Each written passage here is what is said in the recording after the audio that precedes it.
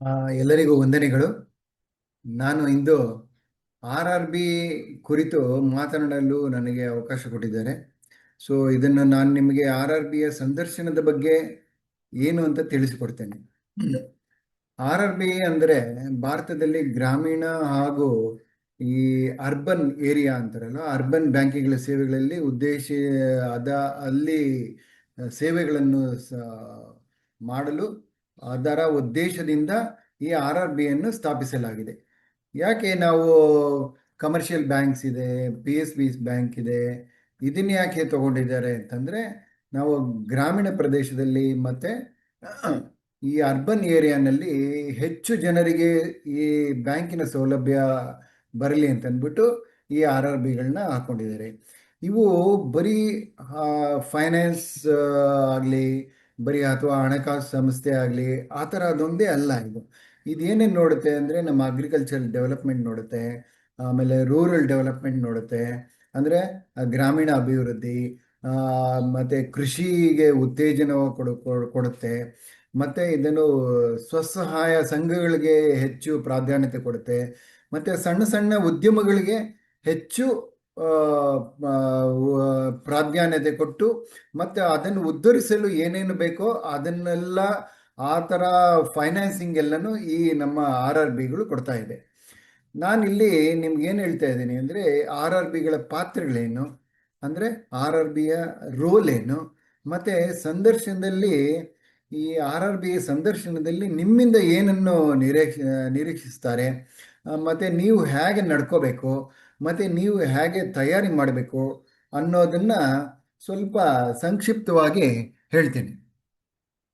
ಈ ನಾವು ನೋಡ್ತಾ ಇರೋಂಗೆ ಈ RRB ಸಂದರ್ಶನದಲ್ಲಿ ಏನೇನು ಮಾಡ್ತಾರೆ, ಹೇಗೆ ಸಂದರ್ಶನ ಮಾಡ್ತಾರೆ, ಮತ್ತು ನಮ್ಮ ಸಂದರ್ಶನದ ಕ್ಯಾಂಡಿಡೇಟ್ಸ್ಗಳು ಹೇಗೆ ಉತ್ತರಿಸ್ತಾರೆ ಅನ್ನೋದ್ರ ಮೇಲೆ ಎಷ್ಟೊಂದು ಸ್ಟಾಟಿಸ್ಟಿಕ್ಸ್ ಎಲ್ಲ ಬಂದಿದೆ. ಆ ಸ್ಟಾಟಿಸ್ಟಿಕ್ಸ್ ಎಲ್ಲ ನೋಡ್ತಾ ಇದ್ರೆ ನಮಗೇನನ್ಸುತ್ತೆ, ಈ ಅಭ್ಯರ್ಥಿಗಳು ಹೇಗೆ ಆನ್ಸರ್ ಮಾಡ್ತಾರೆ ಅನ್ನೋದ್ರ ಮೇಲೇ ನಮ್ಮ ಈ ಸ್ಟ್ಯಾಟಿಸ್ಟಿಕ್ಸ್ ಇದೆ, ಮತ್ತು ಅವರು ಸೆಲೆಕ್ಷನ್ ಆಗೋ ರೀತಿ ಕೂಡ ಅದ್ರ ಮೇಲೇ ಇರುತ್ತೆ. ಬಹುತೇಕ ಅಭ್ಯರ್ಥಿಗಳು ಏನಾಗ್ತಾ ಇದ್ದಾರೆ ಅಂದರೆ ಫೇಲ್ ಆಗ್ತಾ ಇದ್ದಾರೆ. ಯಾಕೆ ಅಂದರೆ ಎಲ್ಲನೂ ಇದು ಏನು ಕಮ್ಯುನಿಕೇಷನ್ ಇಲ್ಲ ಅವರಿಂದ. ಕರೆಕ್ಟ್ ಆದ ಕಮ್ಯುನಿಕೇಷನ್ ಇಲ್ಲ. ಇವಾಗ ಒಂದು ಕ್ವಶನ್ ಒಂದು ಕೇಳಿದ್ರೆ ಇವರು ಬೇರೆನೇ ಆನ್ಸರ್ ಮಾಡ್ತಾರೆ, ಅಥವಾ ಆನ್ಸರ್ ಗೊತ್ತಿಲ್ಲದೆ ಇದ್ರೆ ಬ್ಲಫಿಂಗ್ ಆಗಿ ಆನ್ಸರ್ ಮಾಡ್ತಾರೆ. ಆ ಥರ ಕಮ್ಯುನಿಕೇಷನ್ ಏನಿದೆ, ಗ್ಯಾಪ್ ಏನಿದೆ, ಅದರಿಂದ ಶೇಕಡ 25% ಅವ್ರದ್ದು ಕಮ್ಯುನಿಕೇಷನ್ ಸ್ಕಿಲ್ ಇಲ್ದಿರ ಫೇಲ್ ಆಗ್ತಾ ಇದ್ದಾರೆ. ಮತ್ತೆ ಇಲ್ಲಿ ಏನಂದರೆ, ಸಂದರ್ಶನದಲ್ಲಿ ಇನ್ನೊಂದು ಏನು ಇಂಪಾರ್ಟೆಂಟ್ ಅಂದರೆ, ನೀವು ಹೇಗೆ ನಡ್ಕೊಳ್ತೀರಾ, ನಿಮ್ಮ ಆ್ಯಟಿಟ್ಯೂಡ್ ಏನು, ನಿಮ್ಮ ಕ್ಯಾರೆಕ್ಟರ್ ಏನು ಅನ್ನೋದು ಗೊತ್ತಾಗ್ಬಿಡುತ್ತೆ. ಏಕೆಂದರೆ ನಿಮ್ಮದು ನಡವಳಿಕೆಯಿಂದ ನೀವು ಕೂತ್ಕೊಳ್ಳೋ ಆ, ಒಂದು ರೀತಿ, ಮತ್ತು ನಿಂತ್ಕೊಳ್ಳೋ ಒಂದು ರೀತಿ, ಮತ್ತು ಅವ್ರಿಗೆ ವಿಶ್ ಮಾಡೋ ಒಂದು ರೀತಿ, ಮತ್ತು ಹೇಗೆ ನೀವು ಅವ್ರಿಗೆ ವಾಪಸ್ ಬರ್ಬೇಕಾದ್ರೆ ಥ್ಯಾಂಕ್ಸ್ ಅಂತ ಹೇಳ್ಬಿಟ್ಟು ಬರ್ತೀರಾ, ಅಥವಾ ಅವ್ರು ಕ್ವಶನ್ ಕೇಳಿದಾಗ ಯಾವ ರೀತಿ ನಡ್ಕೊಳ್ತೀರಾ, ಈ ಥರ ಇದನ್ನೇ ಏನು ಹೇಳ್ತಾರೆ, ಲ್ಯಾಕ್ ಆಫ್ ಪ್ರಾಪರ್ ಎಟಿಕ್ವಿಟಿ ಮತ್ತು ಲ್ಯಾಕ್ ಆಫ್ ಟೆಕ್ನಿಕಲ್ ಎಬಿಲಿಟಿ. ಇದರಿಂದ ಎಷ್ಟೊಂದು ಜನ ಫೇಲ್ ಆಗ್ತಾ ಇದ್ದಾರೆ. ಈ ಕೆಲವು ನಡವಳಿಕೆಗಳು ಸರಿಯಾಗಿರಲ್ಲ. ಕೆಲವರು ಹೋದ ತಕ್ಷಣ ಹಲೋ ಅನ್ನೋದು, ಮತ್ತು ಇದು ನಮಸ್ಕಾರ ಅಂತ ಹೇಳ್ದೇ ಇರೋದು, ಹೋದ ತಕ್ಷಣ ಚೇರ್ ದರ ದರ ಅಂತ ಎಳೆದ್ಬಿಟ್ಟು ಕೂತ್ಕೊಳ್ಳೋದು, ಇವೆಲ್ಲನೂ ನಿಮ್ಮ ಕ್ಯಾರೆಕ್ಟರ್ ತೋರಿಸುತ್ತೆ. ಇದರಲ್ಲಿ ನೀವು ತುಂಬ ಶಿಸ್ತಿನಿಂದ ನಡ್ಕೋಬೇಕು, ಮತ್ತು ನಿಮ್ಮ ಕ್ಯಾರೆಕ್ಟರ್ ಚೆನ್ನಾಗಿತ್ತು ಅವರಿಗೆ, ನಿಮ್ಮ ಕ್ಯಾರೆಕ್ಟರ್ ತುಂಬ ಚೆನ್ನಾಗಿದೆ ಅಂತ ಅವರಿಗೆ ಅಭಿಪ್ರಾಯ ಬರೋಂಗೆ ಮಾಡಬೇಕು.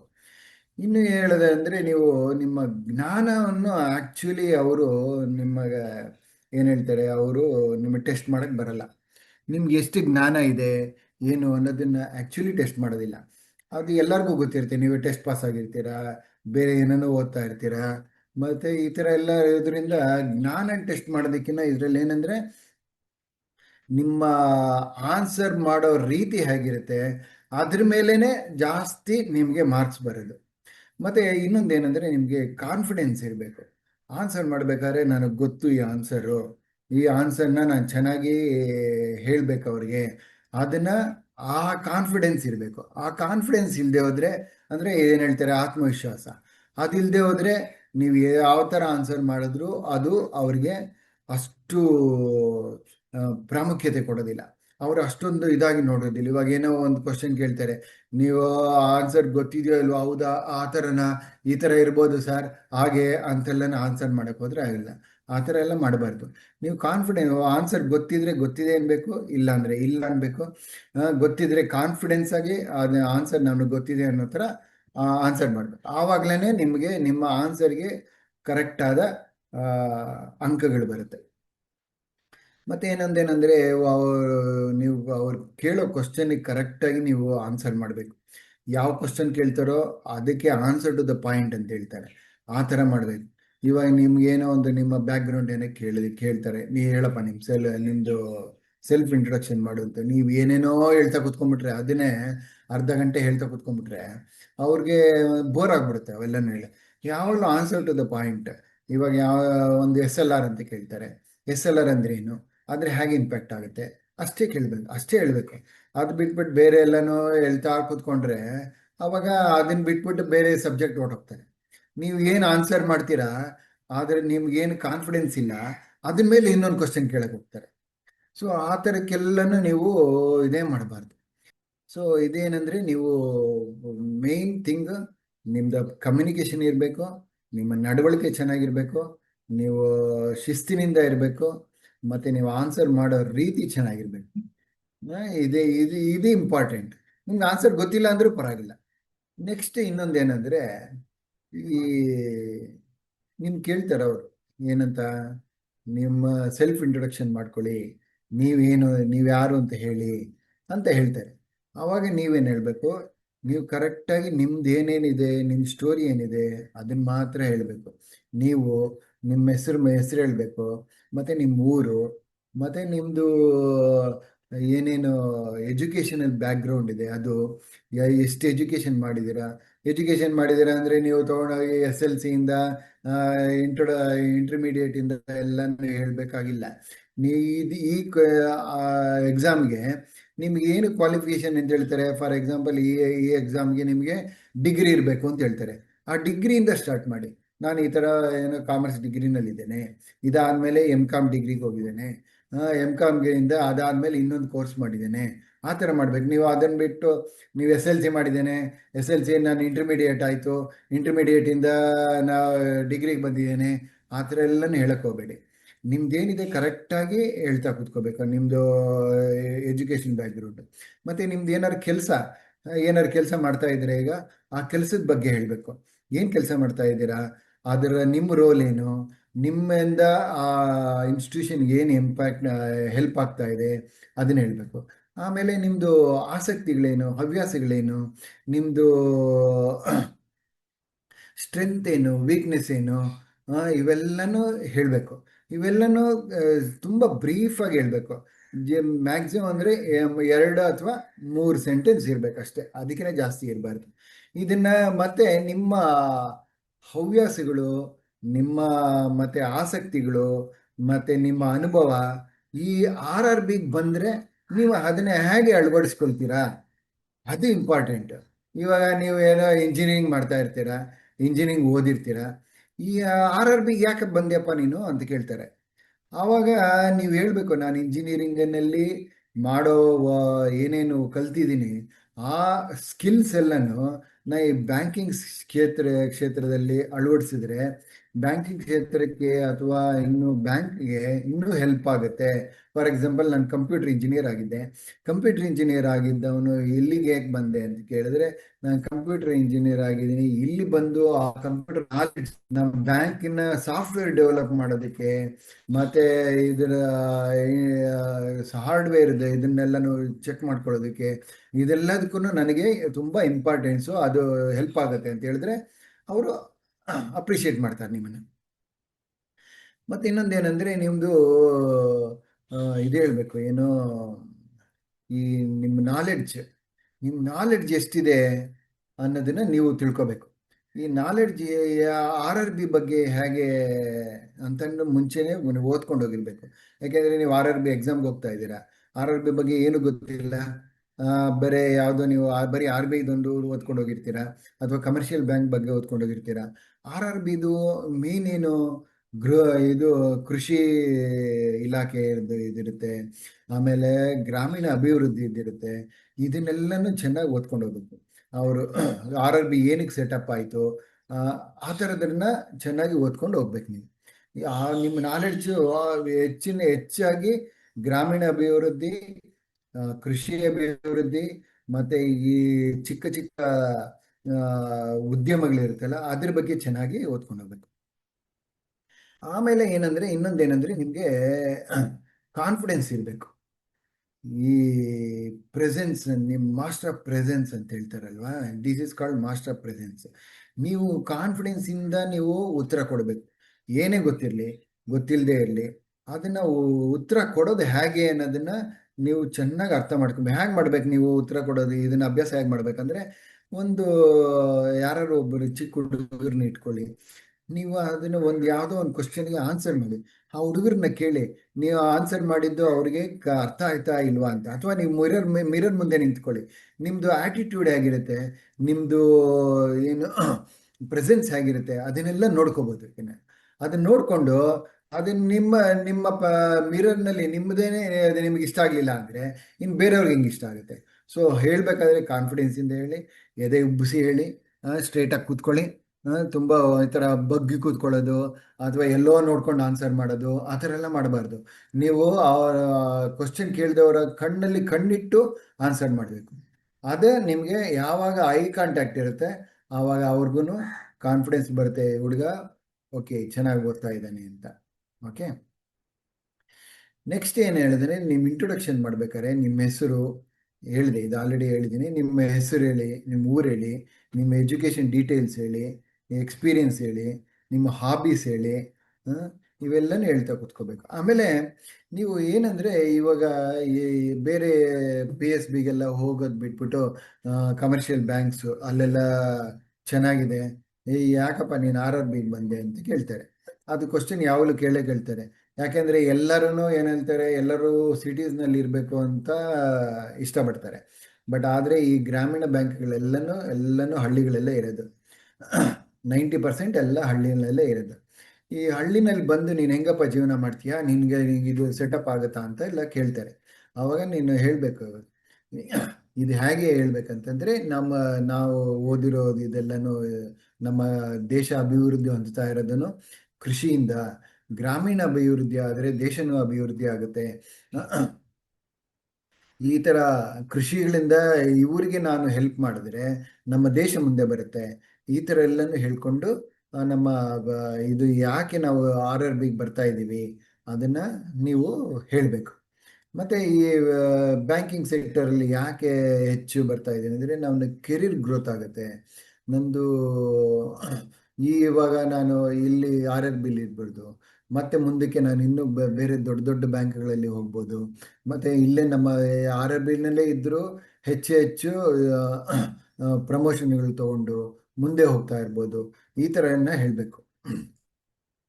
ಮತ್ತು ನಾನು ಹೇಳ್ದಂಗೆ ನೀವು ಸ್ಟ್ರೆಂತ್ ಆ್ಯಂಡ್ ವೀಕ್ನೆಸಸ್ನ ಚೆನ್ನಾಗಿ ಹೇಳ್ಬೋದು ಎಲ್ಲನೂ. ಆಮೇಲೆ ನೀವು ಇನ್ನೊಂದೇನೆಂದರೆ, ಈ RRBದು ಫಂಡಮೆಂಟಲ್ಸ್ನ ತಿಳ್ಕೊಬೇಕು. ಏನು ಫಂಡಮೆಂಟಲ್ಸ್ ಅಂದರೆ, ನಾವು ಕೃಷಿನಲ್ಲಿ ಜಾಸ್ತಿ ಉತ್ತೇಜನ ಕೊಡೋ ಬ್ಯಾಂಕ್ ಇದು. ಮತ್ತು ಅವ್ರದ್ದು ಇದು ಗ್ರಾಮೀಣ ಅಭಿವೃದ್ಧಿಗೆ ಉತ್ತೇಜನ ಕೊಡೋ ಬ್ಯಾಂಕು. ಆ ಥರ ಅದು ಯಾವ್ಯಾವ ಸ್ಕೀಮ್ಸ್ ಇದೆ ಇದರಲ್ಲಿ, ಮತ್ತು ಗೌರ್ಮೆಂಟ್ ಯಾವ್ಯಾವ ಥರ ಸ್ಕೀಮ್ಸ್ ಮಾಡಿದ್ದಾರೆ. ಲೈಕ್ ಇವಾಗ ಇದರಲ್ಲಿ ಫೈನಾನ್ಷಿಯಲ್ ಇನ್ಕ್ಲೂಷನ್ ಅಂತ ಮಾಡಿದ್ದಾರೆ. ಈ ಫೈನಾನ್ಷಿಯಲ್ ಇನ್ಕ್ಲೂಷನ್ ಅಂದರೆ ಏನು, ಈ ಥರ ಕ್ವಶನ್ಗಳು ಬರೀ ಗ್ರಾಮೀಣ ಭಾಗಕ್ಕೆ ಬರೋವಂಥ ಕ್ವಶನ್ಗಳೆಲ್ಲನೂ ಎಷ್ಟೊಂದಿದೆ. ಲೈಕ್ ಫೈನಾನ್ಷಿಯಲ್ ಇನ್ಕ್ಲೂಷನ್ ಮತ್ತು ಪ್ರಿಯಾರಿಟಿ ಸೆಕ್ಟರು, ಇವೆಲ್ಲನೂ ಚೆನ್ನಾಗಿ ಓದ್ಕೊಂಡು ಹೋಗ್ಬೇಕು. ಮತ್ತು ಇನ್ನೊಂದು ಏನು ಕೇಳ್ಬೋದು ಅಂದರೆ, ಅವರು ಈ ಗ್ರಾಮೀಣ ಬ್ಯಾಂಕ್ಗಳು ಬೇರೆ ಬ್ಯಾಂಕ್ಗಳ ಥರ ಅಲ್ಲ. ಇದೆಲ್ಲನೂ ಗೋರ್ಮೆಂಟ್ ಇಂಡಿಯಾಯಿಂದ ಸ್ಪಾನ್ಸರ್ ಮಾಡಿರ್ತಾರೆ. ಗೌರ್ಮೆಂಟ್ ಆಫ್ ಇಂಡಿಯಾ ಅವ್ರದ್ದೆಷ್ಟು ಶೇರ್ ಗೌರ್ಮೆಂಟ್ ಅವ್ರದ್ದೆಷ್ಟು ಶೇರು, ಲೈಕ್ ಮತ್ತು ಇದನ್ನೆಲ್ಲ ಸ್ಪಾನ್ಸರ್ ಬ್ಯಾಂಕ್ ಅಂತ ಒಂದಿರುತ್ತೆ. ಆ ಸ್ಪಾನ್ಸರ್ ಬ್ಯಾಂಕ್ ಅವ್ರದ್ದೆಷ್ಟು ಶೇರು, ಈ government of India for example ಅದು 50% ಇದೆ, ಸ್ಟೇಟ್ ಗೌರ್ಮೆಂಟ್ದು 15% ಇದೆ, ಈ ಸ್ಪಾನ್ಸರ್ ಬ್ಯಾಂಕ್ ಅನ್ನೋರು 35% ಇದೆ. ಒಂದೊಂದು ಸ್ಟೇಟ್ಗೆ ಒಂದೊಂದು ಬ್ಯಾಂಕ್ ಅವರು ಸ್ಪಾನ್ಸರ್ ಮಾಡ್ತಾರೆ. ಸೊ ಆ ಥರ ಆ ಬ್ಯಾಂಕಿನ ಹೆಸರು ಹೇಳಬೇಕು ನೀವು. ಈ ಯಾವುದೇ ನೀವು ಯಾವ ಸ್ಟೇಟಿಂದ ಬಂದಿರ್ತೀರಾ, ಈ ಕರ್ನಾಟಕ ಸ್ಟೇಟಿಂದ ಬಂದಿದ್ದೀರಾ, ಕರ್ನಾಟಕದಲ್ಲಿ ಯಾವುದು ಲೀಡ್ ಬ್ಯಾಂಕು, ಯಾವುದು ಸ್ಪಾನ್ಸರ್ ಬ್ಯಾಂಕು, ಇಲ್ಲಿ ಗ್ರಾಮೀಣ ಬ್ಯಾಂಕ್ ಯಾವುದು, ಅದನ್ನು ತಿಳ್ಕೊಬೇಕು ನೀವು. ಅದನ್ನು ತಿಳ್ಕೊಂಡು ನೀವು ಹೇಳಬೇಕು. ಮತ್ತು ಇದೆಲ್ಲದಕ್ಕೂ ಹೇಳ್ಬೇಕಂದ್ರೆ ಒಂದು ಸೂಪರ್ವೈಸರಿ ಬ್ಯಾಂಕ್ ಅಂತಿದೆ. ಅದು ಯಾವುದಂದರೆ ನಬಾರ್ಡ್. ನಬಾರ್ಡ್ ಏನಂದರೆ, ನಬಾರ್ಡನ್ನು ಅಂದರೆ ಬರೀ ಇದು ರೂರಲ್ ಡೆವಲಪ್ಮೆಂಟು ಮತ್ತು ಅಗ್ರಿಕಲ್ಚರ್ಗೋಸ್ಕರನೇ ಮಾಡಿರೋ ಅಂಥ ಬ್ಯಾಂಕ್. ಇದು ಆರ್ ಬಿ ಐನಿಂದ ಬೇರ್ಪಟ್ಟು ಬರೀ ಅಗ್ರಿಕಲ್ಚರು ಮತ್ತು ರೂರಲ್ ಡೆವಲಪ್ಮೆಂಟ್ಗೆ ಅಂತ ಮಾಡೋದಂಥ ಒಂದು ವಿಭಾಗ ಇದು. ಇದು ನಮ್ಮ RRBsದೆಲ್ಲನೂ ಹೆಡ್ ಆಫ್ ದಿ ಬ್ಯಾಂಕ್. ಇದ್ರ ಬಗ್ಗೆನೇ ಚೆನ್ನಾಗಿ ತಿಳ್ಕೊಬೇಕು. ಇದ್ರ ಫಂಕ್ಷನ್ಸ್ ಏನು, ಇದು ಯಾವ ಥರ ಹೆಲ್ಪ್ ಮಾಡುತ್ತೆ, ಇದು ಯಾವ ಥರ ಗ್ರಾಮೀಣ ಅಭಿವೃದ್ಧಿಗೆ ಹೆಲ್ಪ್ ಮಾಡುತ್ತೆ ಅನ್ನೋದನ್ನು ನೋಡ್ಕೊಂಡು ಹೋಗ್ಬೇಕು. ಮತ್ತು ಇನ್ನೊಂದು ಪ್ರಿಯಾರಿಟಿ ಸೆಕ್ಟರ್ ಲೆಂಡಿಂಗ್ ಅಂತ ಹೇಳ್ತೇವೆ. ಯಾಕೆಂದರೆ ಪ್ರಿಯಾರಿಟಿ ಸೆಕ್ಟರ್ ಲೆಂಡಿಂಗು ಕಮರ್ಷಿಯಲ್ಸ್ ಬ್ಯಾಂಕ್ಗೆ ಬೇರೆ ಇರುತ್ತೆ, RRBಗೆ ಬೇರೆ ಇದೆ. ಈ ಕಮರ್ಷಿಯಲ್ಸ್ ಬ್ಯಾಂಕ್ ಎಲ್ಲ 40% ಇದೆ. ಈ RRBಗೆ 75% ಆಫ್ ದಿ ANBC ಅಂತ ಹೇಳ್ತಾರೆ, ಅಡ್ಜಸ್ಟೆಡ್ ನೆಟ್ ಬ್ಯಾಂಕ್ ಕ್ರೆಡಿಟ್ ಅಂತ. ಸೊ ಅದನ್ನು ತಿಳ್ಕೊಂಡು ಹೋಗ್ಬೇಕು. ಈ ಪ್ರಿಯಾರಿಟಿ ಸೆಕ್ಟ್ರಲ್ಲಿ ಯಾವ್ದಾವ್ದು ಬರುತ್ತೆ ಅಂದರೆ, ಕೃಷಿ ಬರುತ್ತೆ, ಮತ್ತು MSME ಬರುತ್ತೆ, ಮತ್ತು ಶಿಕ್ಷಣ ಬರುತ್ತೆ, ಗೃಹ ಸಾಲ ಬರುತ್ತೆ, ಮತ್ತು ಈ ಸೋಲಾರ್ ಬರುತ್ತೆ. ಈ ಥರ 8-9 ವಿಭಾಗಗಳಿವೆ ಪ್ರಿಯಾರಿಟಿ ಸೆಕ್ಟರ್ ಲೆಂಡಿಂಗಲ್ಲಿ. ಅವಿಷ್ಟನ್ನು ಚೆನ್ನಾಗಿ ತಿಳ್ಕೊಂಡು ಹೋಗ್ಬೇಕು ನೀವು. ಮತ್ತು ಈ ಫಾರ್ಮರ್ಸ್ ಅಂದ್ರೇನು, ಈ ಫಾರ್ಮರ್ಸಿಗೆ ಹೇಳ್ತಾರೆ ಏನು, small farmers, marginal farmers, big farmers ಅಂತೆಲ್ಲ ಹೇಳ್ತಾರೆ. ಈ ಸ್ಮಾಲ್ ಫಾರ್ಮರ್ಸ್ ಅಂದ್ರೆ ಏನು, ಅವ್ರದ್ದು ಎಷ್ಟು ಹೆಕ್ಟೇರ್ಸ್ ಇರುತ್ತೆ, ಅವ್ರಿಗೆ ಸ್ಮಾಲ್ ಫಾರ್ಮರ್ಸ್ಗೆ 1-2 ಹೆಕ್ಟೇರ್ಸ್. ಮಾರ್ಜಿನಲ್ ಫಾರ್ಮರ್ಸ್ ಅಂದರೆ ಅವ್ರಿಗಿಂತ ತುಂಬ ಚಿಕ್ಕವರು, ತುಂಬ 1 ಹೆಕ್ಟೇರ್ಗಿಂತ ಕಮ್ಮಿ ಇರೋರು. ಮತ್ತು ಇಲ್ಲ ಅಗ್ರಿಕಲ್ಚರ್ ಲೇಬರರ್ಸ್ ಇರ್ತಾರೆ. ಅಗ್ರಿಕಲ್ಚರ್ ಲೇಬರ್ ಅಂದ್ರೇನು, ಇವತ್ತು ಈ ಒಂದು ತೋಟದಲ್ಲಿ ಹೋಗ್ತಾರೆ, ಅಲ್ಲಿ ದುಡಿತಾರೆ, ಅವ್ರದ್ದೇನು ಲೇಬರ್ ಇರುತ್ತೆ ಅದು ತೊಗೊಳ್ತಾರೆ, ಬೇರೆ ಇನ್ನೊಂದು ತೋಟಕ್ಕೆ ಇನ್ನೊಂದು ದಿವಸ ಹೋಗ್ತಾರೆ, ಅಲ್ಲಿ ದುಡಿತಾರೆ. ಆ ಥರ ಅಗ್ರಿಕಲ್ಚರ್ ಲೇಬರ್ಸು. ಈ ಥರ ಎಲ್ಲನೂ ಪ್ರಿಯಾರಿಟಿ ಸೆಕ್ಟರ್ ಲೆಂಡಿಂಗ್ ಇವೆಲ್ಲನೂ ಕವರ್ ಆಗುತ್ತೆ. ಈ ಈ ವೀಕರ್ ಸೆಕ್ಷನ್ ಲೋನ್ ಅಂತ ಬರುತ್ತೆ ಪ್ರಿಯಾರಿಟಿ ಸೆಕ್ಟರ್ನಲ್ಲಿ. ಅದರಲ್ಲಿ ಈ ಸ್ಮಾಲ್ ಆ್ಯಂಡ್ ಮಾರ್ಜಿನಲ್ ಫಾರ್ಮರ್ಸು, SC/STಗಳು, SHGಗಳು, SHG ಅಂದರೆ ಸೆಲ್ಫ್ ಹೆಲ್ಪ್ ಗ್ರೂಪ್ಗಳು, ಇವೆಲ್ಲನೂ ಇದರಲ್ಲಿ ಪ್ರಿಯಾರಿಟಿ ಸೆಕ್ಟರ್ ಲೆಂಡಿಂಗಲ್ಲಿ ಕವರ್ ಆಗುತ್ತೆ. ನೆಕ್ಸ್ಟ್ ಏನಂದರೆ, ಇದು ಈಗ ಗೌರ್ಮೆಂಟ್ ಸ್ಕೀಮ್ಸ್ ಬಗ್ಗೆನೂ ನೀವು ಚೆನ್ನಾಗಿ ತಿಳ್ಕೊಬೇಕು. ಈ ಗೌರ್ಮೆಂಟ್ ಸ್ಕೀಮ್ಸ್ ಎಲ್ಲ PMGDY ಬರುತ್ತೆ. ಆಮೇಲೆ PMGDY ಅಂದರೆ ಯಾಕೆ, ಏನು ಮಾಡ್ತಾರೆ ಅದರಲ್ಲಿ, ಮತ್ತು SHG ಬ್ಯಾಂಕ್ ಲಿಂಕೇಜಸ್ ಸಿಗುತ್ತೆ. ಈ SHG ಲಿಂಕೇಜಿಂದ ಏನು ಇವ್ರಿಗೆ SHG ಅವ್ರಿಗೆ ಏನು ಲಾಭ, PMGDಯಿಂದ ಏನು ಲಾಭ ಅಂತಂದರೆ, ಗೌರ್ಮೆಂಟ್ ಇದರಿಂದೆಲ್ಲ ಇದಕ್ಕೆಲ್ಲ ಸಬ್ಸಿಡಿಗಳು ಕೊಡುತ್ತೆ. ನೀವು ಈ PMGDY ಸ್ಕೀಮ್ಸು, SHG ಸ್ಕೀಮ್ಸು ಇವೆಲ್ಲ ಎಷ್ಟೆಷ್ಟಿದೆ, ಮತ್ತು ಇದೆಲ್ಲನೂ ಹೇಗೆ ನಡೆಸ್ತಾರೆ, ಇದರದೆಲ್ಲನೂ ಏನು ಅಂತಂದ್ಬಿಟ್ಟು ಇದನ್ನು ನೀವು ನೋಡ್ಕೋಬೇಕಾಗತ್ತೆ.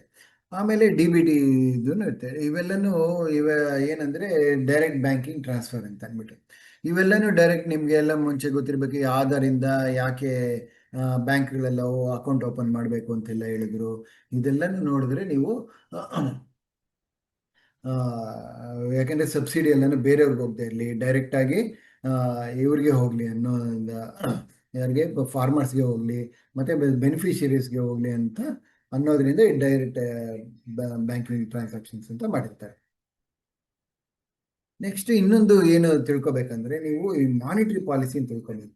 ಲೈಕ್ CRR ಅಂದ್ರೇನು, SLR ಅಂದ್ರೇನು, ರೆಪೋ ರೇಟ್ ಅಂದ್ರೇನು, ರಿವರ್ಸ್ ರಿಪೋ ಅಂದ್ರೇನು, ಇನ್ಫ್ಲೇಷನ್ ಅಂದ್ರೇನು, ಮತ್ತು ಡಿಫ್ಲೇಷನ್ ಅಂದ್ರೇನು, ಇವೆಲ್ಲನೂ. ಮತ್ತು ಅವ್ರಿಗೆ ಫಾರ್ ಎಕ್ಸಾಂಪಲ್ ಅವ್ರು CRR ಅಂತ ಕೇಳ್ತಾರೆ, ಬರೀ CRR ಹೇಳ್ಬಿಟ್ಟು ಇದು ಮಾಡೋದಲ್ಲ. CRR ಅಂದರೆ ಅದೇನು, ಅದು ಎಲ್ಲಿಗೆ ಎಫೆಕ್ಟ್ ಆಗುತ್ತೆ, ಯಾವ ಥರ ಎಫೆಕ್ಟ್ನ SLR ಯಾವ ಥರ ಎಫೆಕ್ಟ್ ಆಗುತ್ತೆ, ಇನ್ಫ್ಲೇಷನ್ ಯಾವ ಥರ ಕಂಟ್ರೋಲ್ ಮಾಡ್ಬೋದು, ಡಿಫ್ಲೇಷನ್ ಯಾವ ಥರ ಕಂಟ್ರೋಲ್ ಮಾಡ್ಬೋದು, ಇದನ್ನೆಲ್ಲನೂ ಸ್ವಲ್ಪ ಒಂದು 4-5 ಸೆಂಟೆನ್ಸಲ್ಲಿ ಹೇಳ್ಬೇಕು ನೀವು. ಸುಮ್ಮನೆ ಅವರು ಇನ್ಫ್ಲೇಷನ್ ಅಂದರೆ ಏನಪ್ಪ ಅಂತಂದರೆ, ಇನ್ಫ್ಲೇಷನ್ ಬಗ್ಗೆ ಡೆಫಿನೇಷನ್ ಹೇಳ್ಬಿಟ್ಟು ಸುಮ್ಮನೆ ಆಗ್ಬಿಡೋದಿಲ್ಲ, ಅದು ಹೇಗೆ ಇಂಪ್ಯಾಕ್ಟ್ ಮಾಡುತ್ತೆ ಅದನ್ನು ಹೇಳಬೇಕು.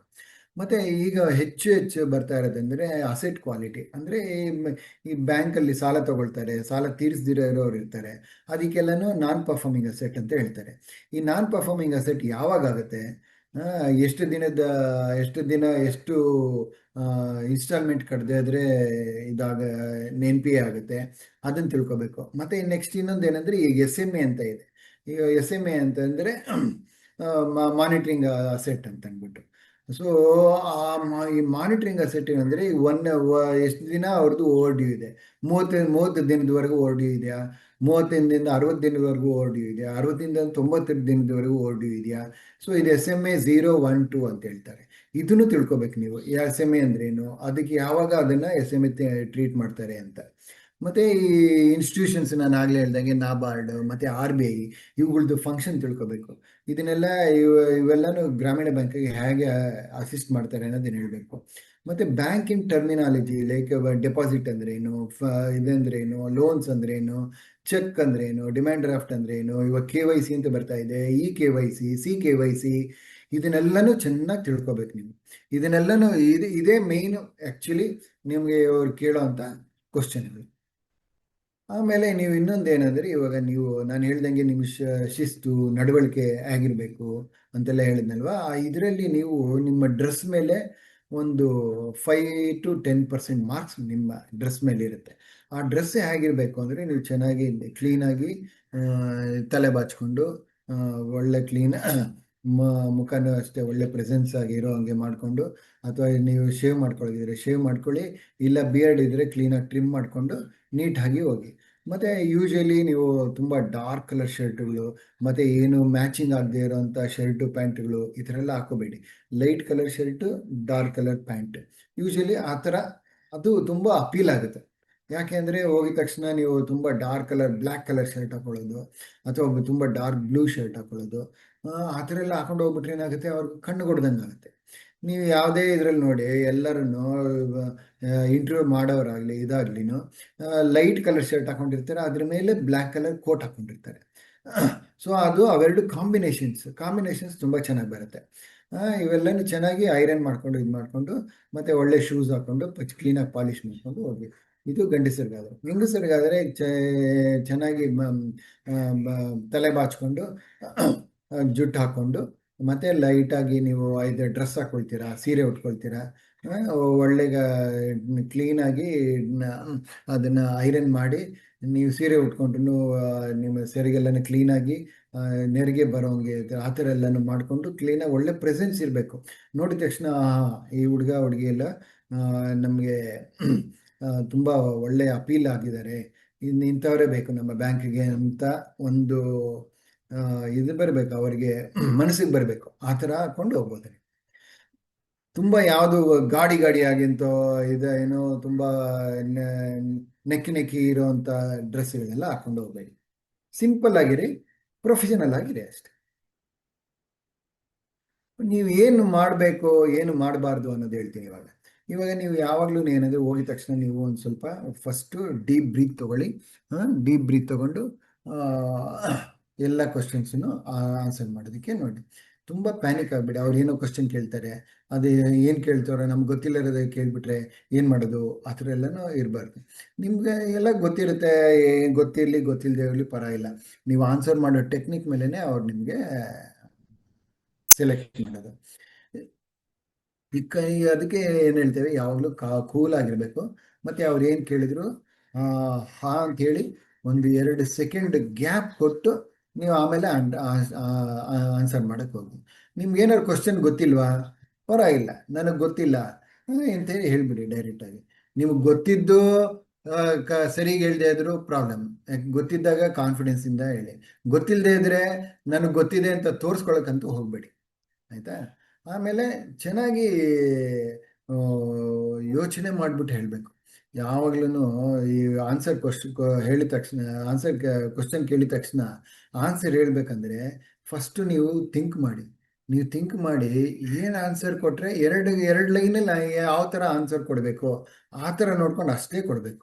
ಆಮೇಲೆ ನಿಮಗೆ ಏನೇನಿದೆ ಆ ಫ್ಯಾಕ್ಚುಯಲ್ ಕ್ವಶನ್ಸ್ ಏನೇನಿದೆ, ನಿಮ್ಮದು ಕ್ವಶನ್ ಏನಿದೆ, ನಿಮ್ಗೇನು ಅರ್ಥ ಆಗಿದೆ ಅಷ್ಟು ಮಾತ್ರ ಹೇಳಿ. ಗೊತ್ತಿಲ್ಲದೆ ಇರೋದೆಲ್ಲ ಹೇಳಕ್ಕೆ ಹೋಗೋದು, ಮತ್ತು ಇಂಡೈರೆಕ್ಟ್ ಆಗಿ ಏನೇನೋ ಹೇಳಕ್ಕೆ ಹೋಗೋದು, ಸುತ್ತು ಬಳಸಿ ಮಾತಾಡಕ್ಕೆ ಹೋಗೋದು, ಈ ಥರ ಎಲ್ಲ ಮಾತಾಡಕ್ಕೆ ಹೋಗ್ಬೇಡಿ. ಇದನ್ನು ಕೆಲವು ಎಲ್ಲಿ ಹೇಳಿ ತಪ್ಪಾಗ್ತಾರೆ ಅಂದರೆ, ಇವಾಗ ನೀವು ಏನು ನಿಮ್ಮ ಡಿಗ್ರಿ ಮುಗಿಸಿ 4 ವರ್ಷ ಆಗಿರುತ್ತೆ, ಇವಾಗ ನೀವು ಕೆಲ್ಸಕ್ಕೆ ಬಂದಿರ್ತೀರ. 4 ವರ್ಷ ಏನು ಮಾಡ್ತಿದ್ದೆ ಅಂತ ಕೇಳ್ತಾರೆ.